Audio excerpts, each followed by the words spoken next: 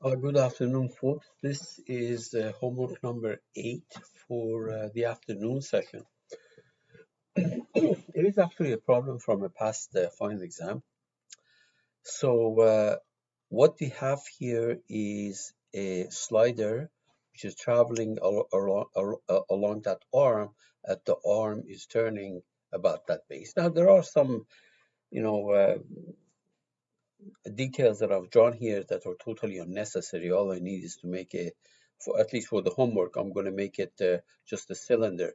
Now, the translation of this arm and the rotation the translation of this slider and rotation of this arm are given in terms of these rules. In other words, what this thing means is that the slider's position along the arm as a function of time in, with respect to that arm is given by this curve, and the position of the arm as a function of time, obviously with respect to that base, is given in terms of this rule. Now, there are a few things we have to do here, and that is we also after we impose those rules, we have to plot the velocity of the point A as a function of time, and then velocity of the point A, which means obviously magnitude. If I say velocity, I mean magnitude. Otherwise, I have to specify which component as a function of the acceleration. Again, I'm not giving you any component here, so it must be linear acceleration. The other thing is that I'm asking you to plot the trace of the point A as a function of time. Now, in the past, we had most of the traces that we had done, pretty much all of them, I think, were for a single degree of freedom system, and it didn't matter how fast that thing moved. But here, this rule is important. Depending on how fast these things move, depending on these rules, the trace will change. Now, and there are some differences on how you do it as opposed to what we had done before. Now, it is true that when it comes to making these things, it looks, I told you I'm going to replace this with a single cylinder, except that try to stick to the drawings that I have, because in case you can't finish the problem, at least you can collect some part marks for some of the stuff that you have done. Okay? All right, let's go ahead and do this. So I'm going to go to CATIA. I have a product file here, which I'm going to immediately save it with a meaningful name. So file, save management, save as, one level up. This is homework 8 morning. I'm going to go one level up, make a new folder, call it homework 8 afternoon. Homework 8 afternoon. Try to be organized, please, on the final exam. Okay. So let me insert the base. Let me insert the base first. So insert a new part in there, and I'm going to call this thing the base. Right click, properties. Where is that? Properties, base, and base.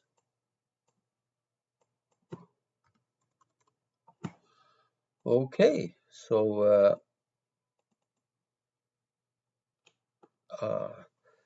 you know what?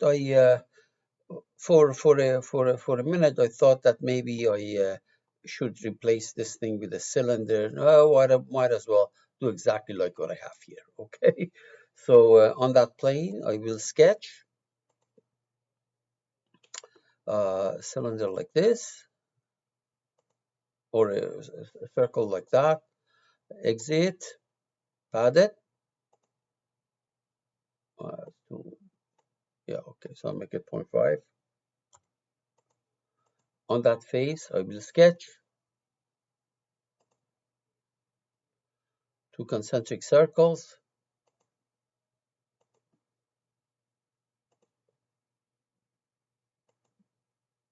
There we are, exit, pad it. Okay, so this is going to be that yellow thing. Okay, now I'm going to do the arm. So let me do that like so. On that face, I will sketch. Why don't I project that circle? There we are. And exit, pad it a little bit more, maybe 1. Okay.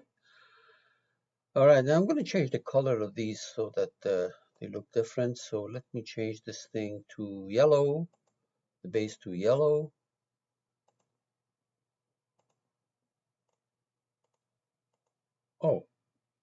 Oh my God. So common mistake. I see, please look what I did. I made that other piece inside of the base. That was not intended. So this delete. It's so easy to make that kind of a mistake. So we go all the way to the top, all the way to the top, insert, new part, say no, right click arm. You see how much time you waste if you do this? Arm. Okay, now let's do that. Double click on this, on that plane. I will sketch exactly the same thing. Project that circle, exit, pad it by 1. There we are. Okay, now it's not quite done. It doesn't look like that. So let me make it like that. Let's go back here. And there are many ways of doing this thing. That's entirely up to you. On that face, side face, I'm going to sketch. Okay, rectangle. Something maybe like this. Exit. Uh, Pad it in both directions, but that's too much. Maybe 0.3. Let's see. Yeah, why not? That looks good. And then I want to take a little thing out of that so that it looks nicer, like what I have. So on that face, I will sketch. And you understand, once again, you understand why I'm asking you to try to give me something that looks like mine in case things don't work out. At least you can get part marks for putting some effort into making something that is at least looks like mine. So pocket in the other direction. Oops, no, that was correct. Let's drag. Okay, that'll do it. Okay, good. It looks something like what I have. Now we're going to go all the way to the top. Insert the slider. Insert new part in there. Call it a slider. Right click properties. Slider. And slider. Okay. Say okay. And let's do it on this face. On this face, I will, let's actually go make it. Double click on that. I don't want to make the same mistake that I did a minute ago. On that face, I will sketch. Why don't I project actually uh, those edges? So let's see now. Project there. Yeah, I can do this sketch, right? Okay, good. Exit, pad it. Let's go. Yeah,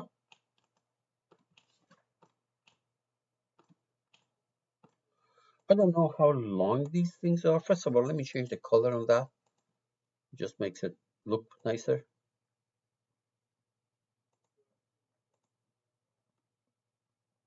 Hang in there.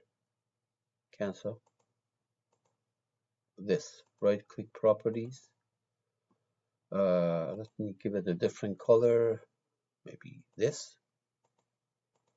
Okay, I just want to have an idea how big these things are. So let me measure that. This is now remember our slider is going to go out 5 inches. So this is 2.94. You know what? Just so that it looks more realistic with the drawing that I have, I go make this thing longer. So that was arm, right? It was this pad. I believe it was this pad in the arm. This pad. It was this guy. Oh no, no, no. It was the sketch. Yep. Make this thing a little bit longer. Okay. Oh, you know what? Hang in there. That one is okay. It's this pocket this pocket. That's fine. No problem there. I also have to clean up this pocket. Yeah. Okay. That's good. And I'm pretty sure this is fine. Okay. So I'll go all the way to the top. All the way to the top. You can make this thing go all the way to the end. It really doesn't matter because it doesn't affect the mechanism. All right. So we go all the way to the top. Let me drag this thing a little bit to the right so that you can see that it can stick out of that. Good. Now we're going to assemble. So anchor the base there. This is going to be a revolute and this is going to be a prismatic. I suggest you also check the morning sessions homework because that is a different problem and you get to do 2 problems basically. So coincidence between the axis of this and the axis of that, and coincidence between this plane and the plane at the bottom. Oh, actually, cancel that. I want to show you why. Let me bring this thing to the front. So we want a coincidence because I went from here all the way to the bottom here. Okay, so I want to use that plane, this plane, and let me hide that one. The other one would have worked too, but it would have given you a revolute joint with an offset, which is fine. There's nothing wrong. It would have worked. So that's going to be a revolute joint. Okay, now let's make a prismatic. So, for example, coincidence between this and that. You know what? Cancel that for a second. We just noticed something, and that is, oh yeah, that was an illusion. Yeah, that's good. That was an illusion. Okay, so coincidence between this plane and that plane, and coincidence between, for example, this. Let me see for cancel. This last one, I'm not sure whether I did it right. Let's go to the last one for a second. Yeah, delete it. Okay. Coincidence between, for example, because these heights are different, you've got to be careful. Coincidence between this plane and that plane, for sure, that's okay. And coincidence between this edge and, let me hide that edge. Okay.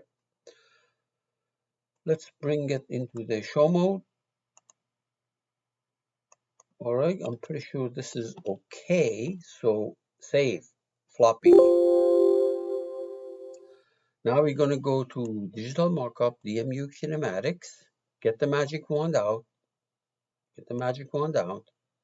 new mechanism, auto create.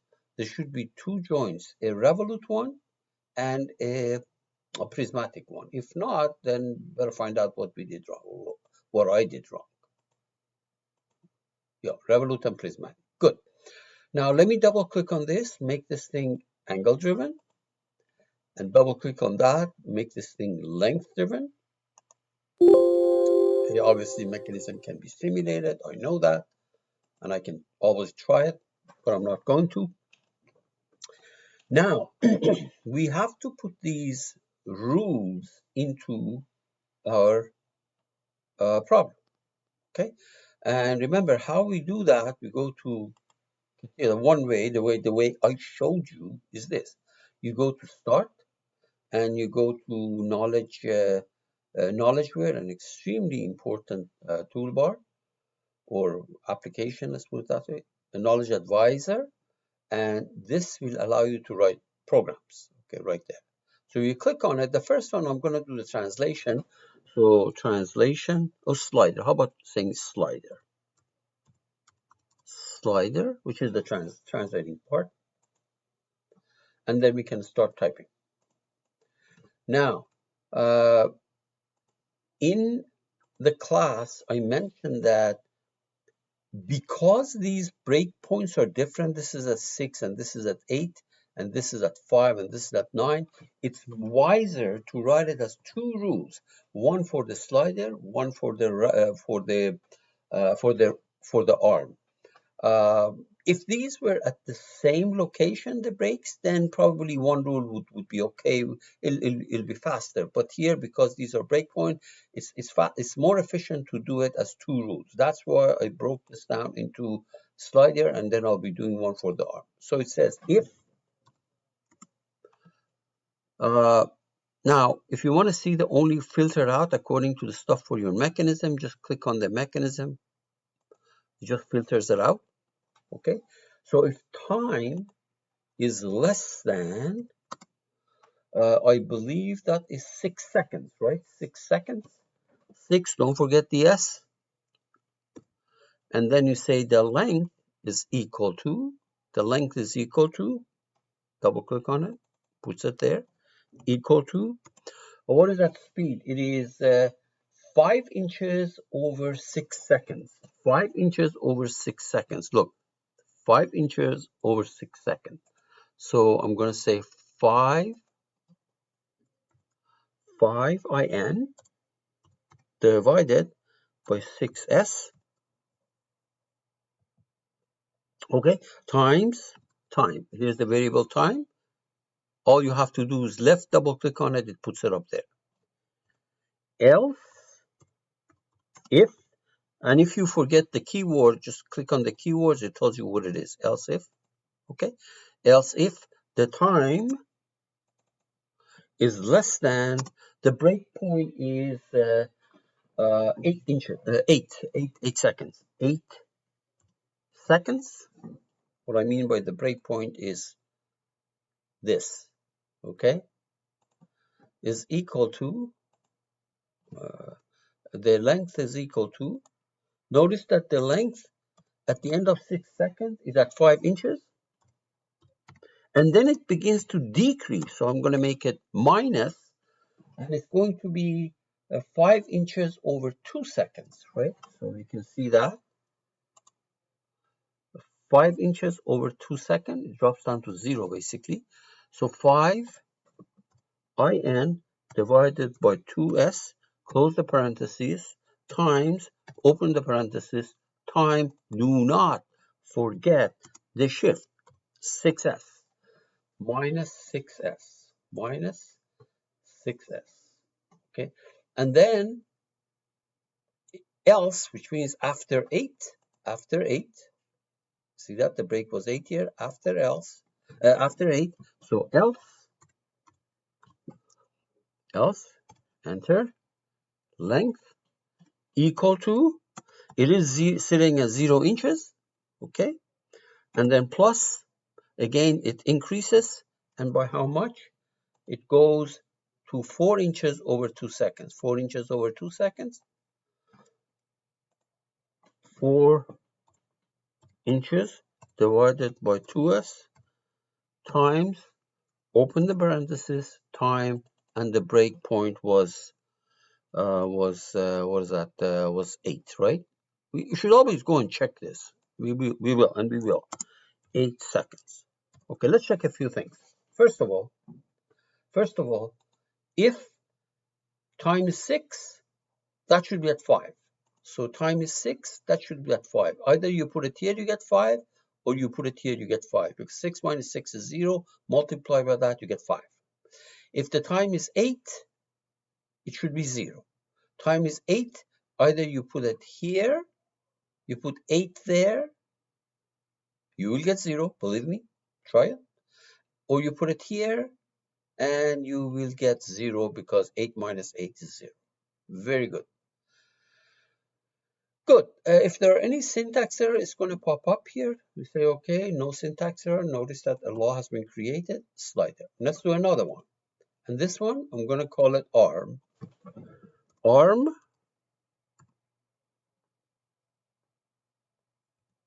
Say, okay. Okay, so now we're going to follow this curve. So 5 seconds is the break point, and it's 90 degrees. So let's see now. If kin time, here, click on the mechanism so it filters it out. Angle, if kin time is less than 5 seconds, angle equal to, what is that slide? What is that slope? 90 degrees in 5 seconds, right? Let's check it out. 90 degrees. 90 degrees in 5 seconds. Very good. Times parentheses, time. I don't need the parentheses. Time will do it. Okay. Else, if time is less than, now let's see what the break point is there. 9 seconds, right there. You can see that 9 seconds. 9s. Angle equal to, it starts at 90, DEG, don't forget the DEG, and it then increases by 270 degrees over 4 seconds. Yeah. So plus 270 degrees divided by 4 seconds times parentheses time, and don't forget parentheses time, and the break point is 5, right? 5 seconds. We should always check. 5s. I'm going to check this. For example, notice that when the time is 9, 9 minus 5 is 4. 4 that cancels this 4 in the denominator here. 90 plus 270, and that's 360. And that is correct. At 9 seconds, 360. And then it drops. So it drops to else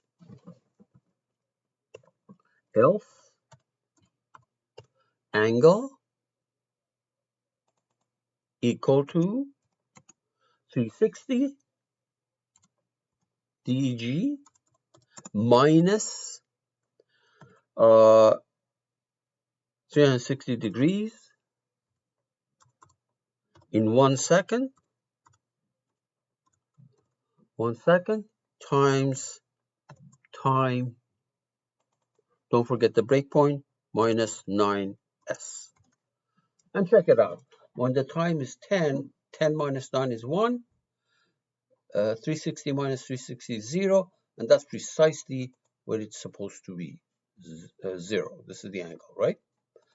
And once again, it's very easy to make syntax mistakes here. So, but I don't think I made any. There we are. Okay, good. So first of all, let's check. Let's save everything before I regret it. And then we go back to mechanism. Okay, we are in mechanism. Here are laws. Why don't we create a, first of all, let's create a simulation with laws. Make sure that we recover these two curves. If you don't recover these two curves, we made a mistake somewhere in the programming. because there was no syntax error here. So how do we do that? So let's check, first of all, let's do a sensor here. So where's the sensor? Ball rolling down the hall, down the ramp. Reference product is the base. The point to look at is this point. Okay, good. Now, simulation with laws, activate sensor. Now, all I want to know is the motion of these two commands. So all I need actually is the first two. These first two will not give you information about that point, but it will give you what are the commands that I actually using those rules. So you say play. Oh, oh, the prismatic one is the wrong direction. Rewind. Close. Go back to the prismatic one. Prismatic. In the joints. Prismatic. Let me double click on it. Let me close that. Prismatic. There. You see that? The arrow. See this? Flip it so it goes in the other direction. Very good. Let's go back to simulation with laws. Activate sensor. Those two that I checked are already there. And play it. It goes to the right. Okay, very good. It goes too far to the right, but that's okay. So I could have made this thing longer, etc. Rewind. Oh, no, not rewind. Graph. These better be those. Otherwise, the rest of the stuff that I'm doing is nonsense. And it is. You know, I don't like it that this is not far enough, but that's okay. That's okay. So rewind, close. So let's see what else that we want here. It says, plot the magnitude of the linear It doesn't say the magnitude, but if it doesn't say, it doesn't give component either, it must be the magnitude. So magnitude of linear velocity, which is linear speed, by the way, against time. Okay, so let's go here. And later on, by the way, it's asking about the magnitude of linear velocity against the magnitude of linear acceleration. Okay, so that being the case, let's go back here. Go back to simulation with laws, activate sensor. Now, first of all, I don't need the first two because I already verified it. What I need is the linear speed. I need the linear speed and linear acceleration. These two. This is magnitude of linear speed. This is magnitude of linear acceleration.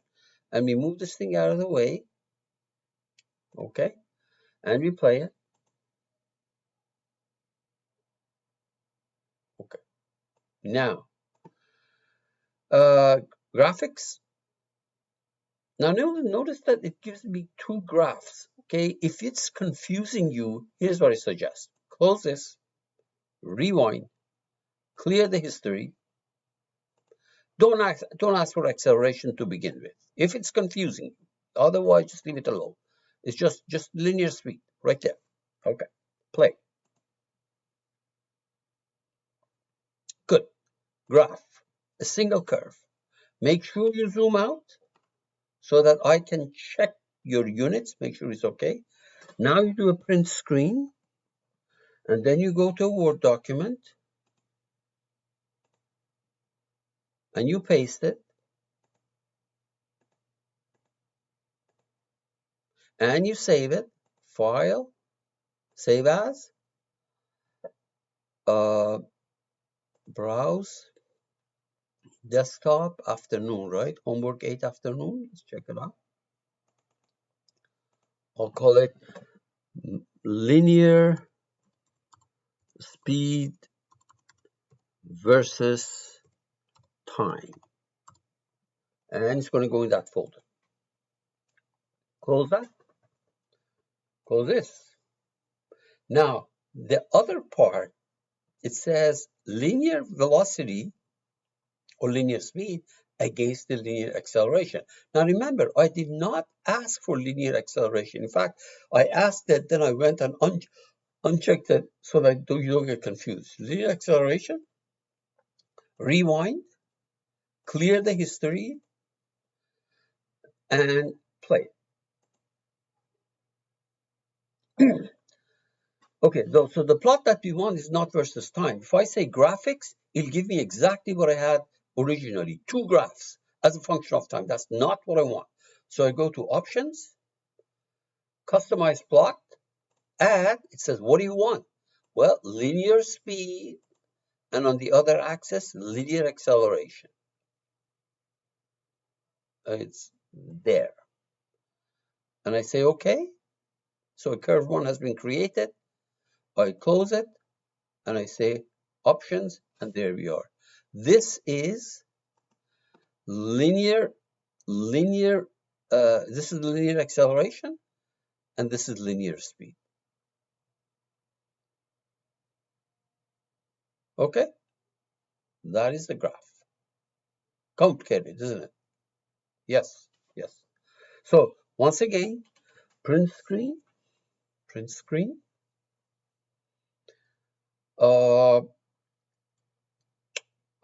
What is that? You go to Word document,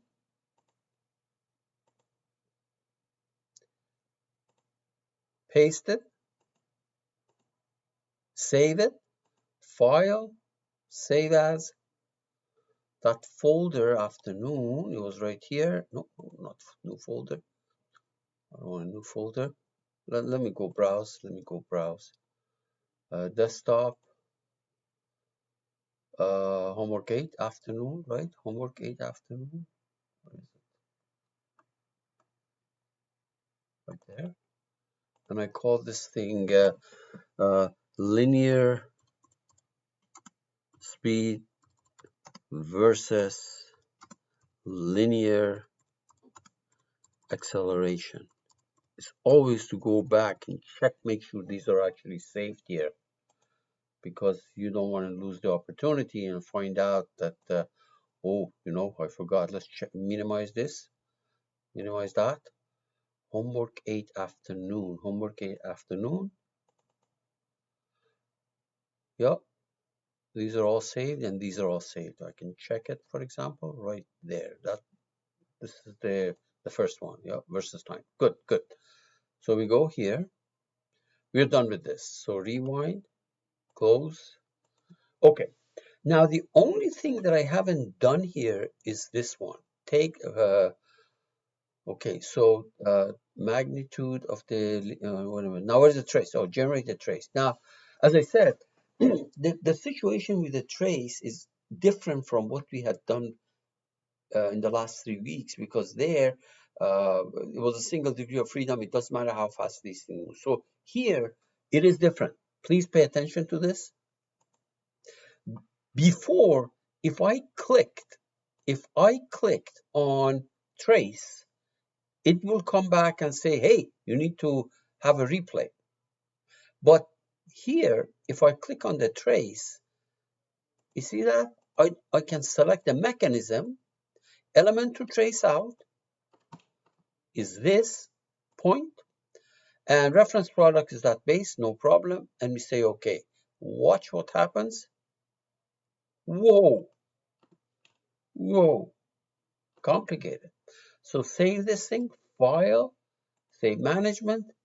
This is the trace, save as, in that same folder, not the morning one, afternoon. Where's the afternoon? Afternoon.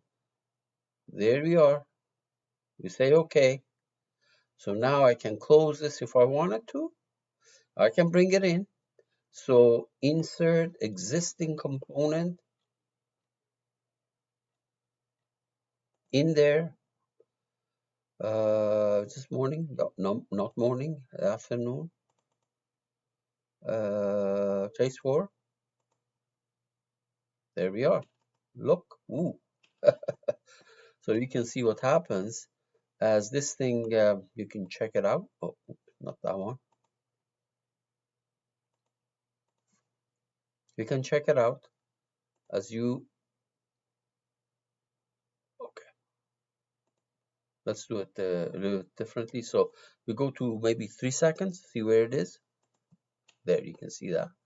We go to 6 seconds, find out where it is.